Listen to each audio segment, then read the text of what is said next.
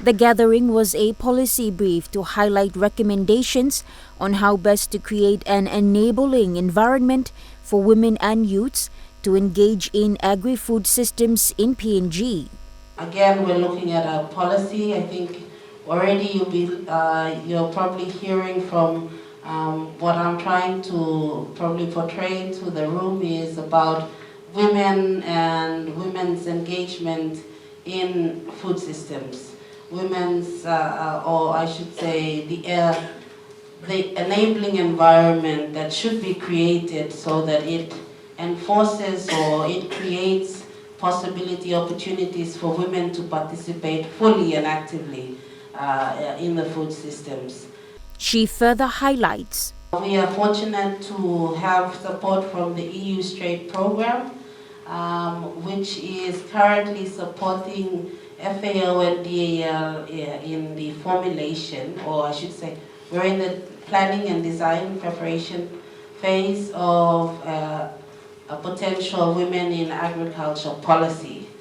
This is also in the lead up to a high-level summit. It's a global event, but it's also a PNG response to the global summit that's coming up in New York very shortly. Papua New Guinea, as a member state of the United Nations, anticipates to participate in the Summit of the Future in September this year.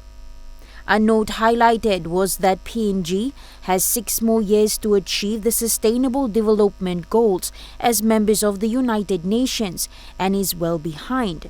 However, there have been notable progress towards achieving a sustainable food system. So we see in the past 5 years or so, 30% of smallholder farmers are now engaging in some form of organic and sustainable agriculture.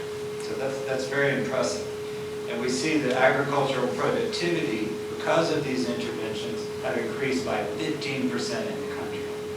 We see some commodity production, say in East Sepik, where we have very intensive interventions in cocoa and vanilla, we see productivity increasing by as much as 70%. Natasha Voy, National, EMTV News.